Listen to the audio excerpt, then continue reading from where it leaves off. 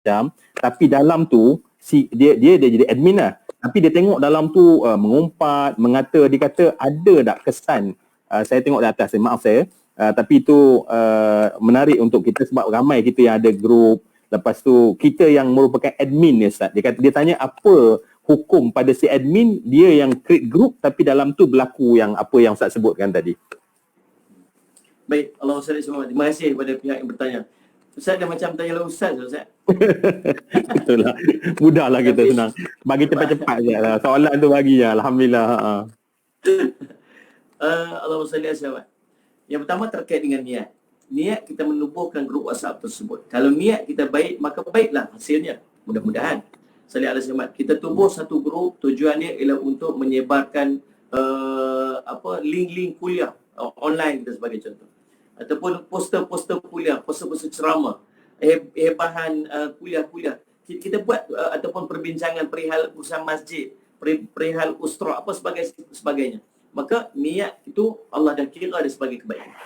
Namun di sana kita kena ingat, apabila kita dilantik sebagai pengurus kepada satu tempat, maka kita bertanggungjawab dengan orang yang kita urus.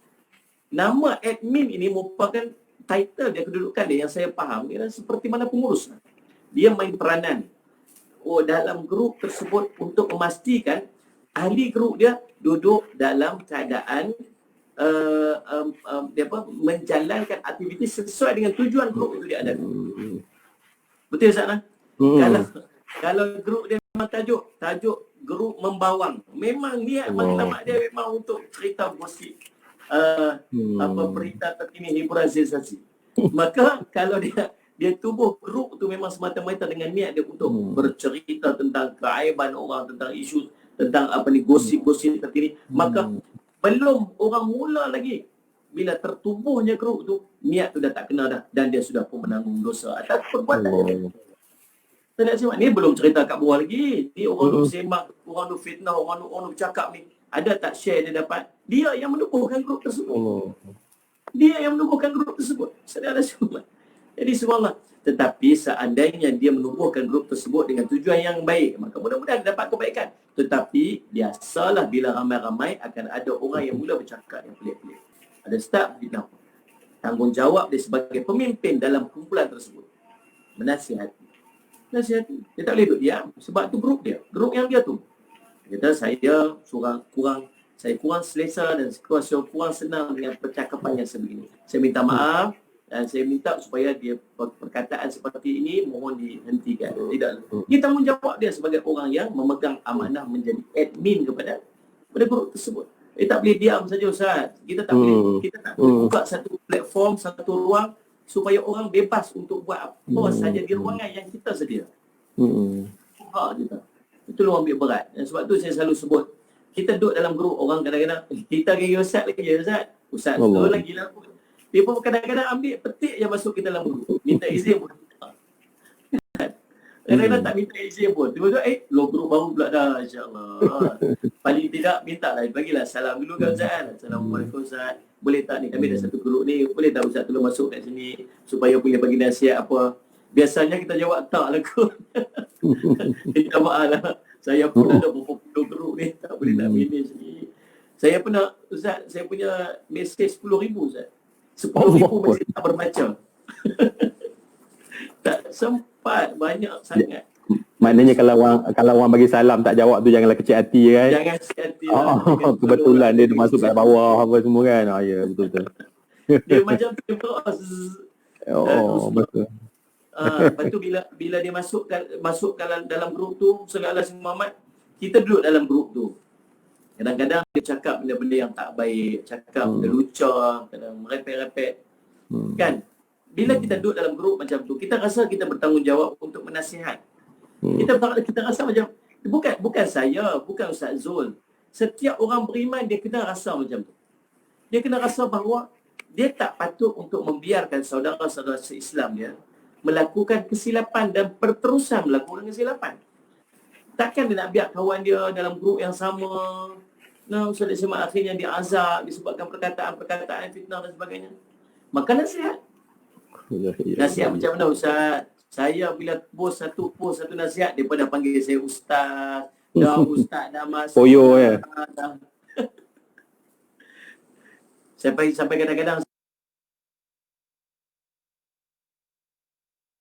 selagi kamu ada dalam grup ni, mereka akan malu untuk buat benda tak baik.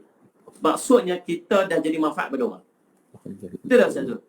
Kita duduk dalam satu grup, kemudian orang tak berani nak buat maksiat disebabkan adanya kita. Kata, jangan cakap lebih ni ustaz duduk dalam ni. Jangan cakap lebih ni.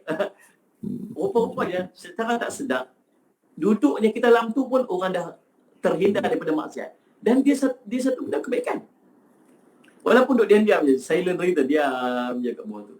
Orang dia, jangan cakap baik-baik sikit ya, Ustaz Zul dekat dalam ni. Oh, okey, semua pun dia soleh, cakap baik-baik. Kebaikan. Tapi, kalau dia macam tak, kita sampaikan. Tapi kalau kita tak mampu nak handle Ustaz, memang langsung tak nak dengar. Kalau kita cakap sekali, kita marah balik. Saya rasa pada waktu tersebut, meninggalkan ataupun keluar daripada grup tersebut itu lebih baik untuk kita. Bukan sebab sebab kita takut kita nanti terdorong balik kepada kemaksiatan tersebut. Hati kita ni, keinginan kita untuk melakukan kemaksiatan ni duduk hujung-hujungnya. Kita bukan baik sangat. Cuma kita nak jadi baik. Kita bukan baik, kita nak jadi baik. Tapi nafsu kita, keinginan nafsu kita duduk kat hujung. Tersilap sikit, terlepaslah. Maka surrounding ni main peranan. Kalau surrounding ni baik-baik, bercakap baik-baik, insya-Allah kita pun jadi kuat.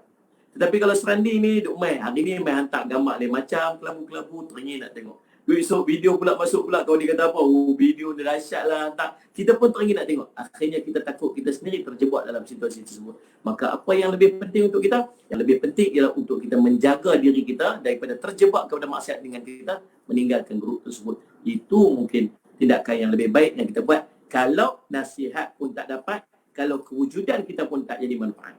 Wallahu a'lam. Mudah-mudahan mudah-mudahan ini manfaatlah insya-Allah. InsyaAllah. Alhamdulillah ya. Jadi itu panduan lah kepada kita. Jadi kena tegas lah kena tegas. Dan satu hal juga Ustaz, kadang-kadang ulama' kata orang yang berada di sekeliling kita, tak kira lah sekeliling kita tu fizikal atau orang yang berada di sekeliling kita tu secara orang kata WhatsApp ke apa. Orang sekeliling kita ni Ustaz, dia cermin kita. Maknanya kalau kita tengok orang duk mengata, mengumpat, dan itulah orang yang rapat dengan kita.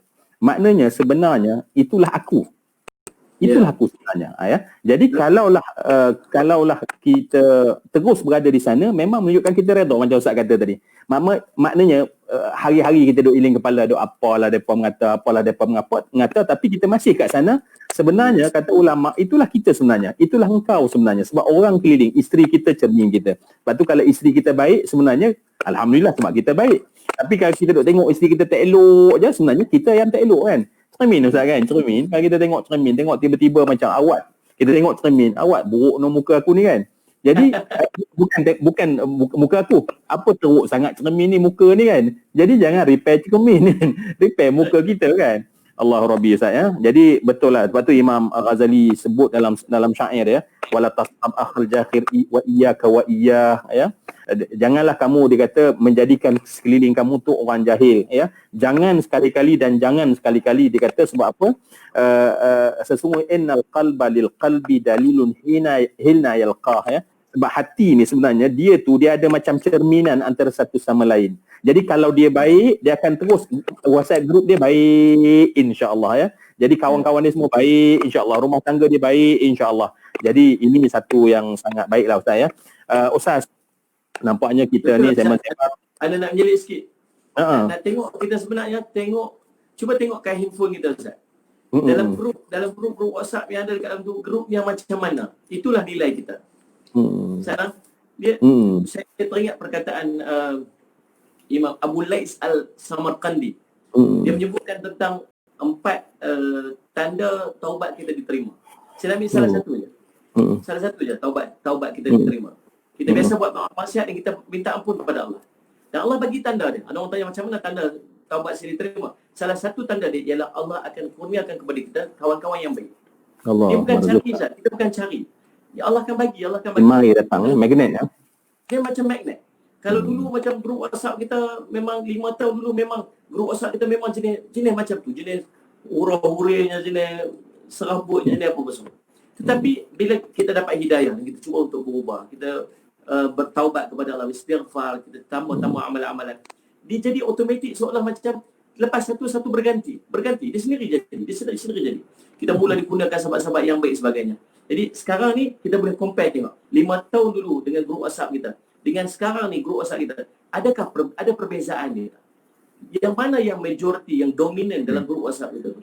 Ada grup-grup mengajak kebaikan. Kalau mengajak kebaikan, mudah-mudahan insya-Allah kita akan jadi baik. Tetapi kalau kita duduk dalam grup yang macam tu lagi, kita masih di grup WhatsApp kita lebih ramai lagi macam tu, kita takut. Bukan kita takut orang, takut kita kembali kepada kemaksiatan. Wallahu a'lam. Baik, sebab itulah Ustaz, kita pun kadang-kadang mengajar, kadang-kadang kita berlive, kadang-kadang kita berkuliah di sebuah masjid Ustaz, sebab itulah circle kita Ustaz, dan hati kita cenderung kat mana ya.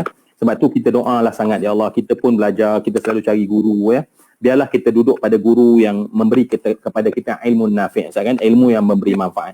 Sebab bila hati kita macam tu, guru yang macam tu, guru yang tawadhu', guru yang tak sombong, guru yang merendahkan diri, maka dia akan kumpulkan anak-anak muridnya benda yang sama ya. Tetapi kalau kita mungkin gurunya sombong, gurunya rasa sentiasa benar, dia akan create sama Ustaz. Dia arwah junudun mujannadah. Makna roh-roh ni dia sama, dia jadi shock benda-benda yang macam tu. Jadi oleh kerana nak termasuk ke circle mana, sebab bila kita dah masuk dalam circle, dia macam spiral Ustaz, spiral kan. Bila spiral ni kalau kita nak keluar, dia dah ada tarikan ke bawah. Jadi sebab tu bila kita dah masuk dalam satu circle tu Ustaz, yang kita takut ilmunya, Imam Ghazali pesan ilmu nafi', bukan soal ilmu Ustaz kan, tapi ilmu yang bermanfaat. Kalau kita masuk dalam circle yang sebaliknya, kita masuk kat situ Ustaz, kita nak keluar cukup payah, sebab circle itu dia macam spiral down, dia macam dia sedut kita kat bawah nak keluar. Allahu Akbar. Jadi kita harap sangat Ustaz, daripada apa yang kita bincang pada hari ini, sebenarnya bahana lidah tu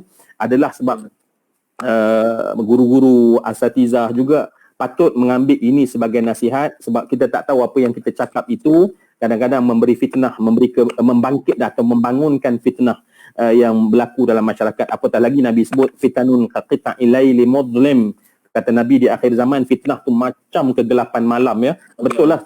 Macam kita tak layan, orang katakan tak syok pula, tak tahu pula. Tapi yang kita tahu tu rupanya membawa kita kepada fitnah, memburukkan orang ya. Dan kita minta jauhlah Ustaz ya daripada Allah Subhanahu Wa Taala. Ustaz